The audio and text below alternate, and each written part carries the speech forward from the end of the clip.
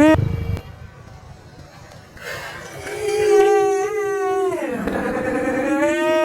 দাদা,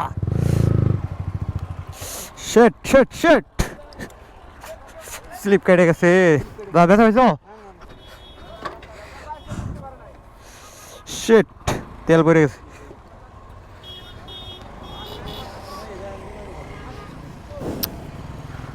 তো বৃষ্টি হইতেছে পিছলে একদম।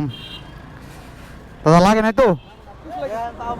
হুম, এমনি কোনো ইয়ে নাই। আরে আমি পুরো দেখতেছি হ্যাঁ দেখলো না, আমি এবার কাট করে লিখলাম এটা পিছ লাগে। যাই হোক, হ্যাঁ পিছ লেগেছে। যাই হোক, গল্পের জন্য কিছু হয় নাই।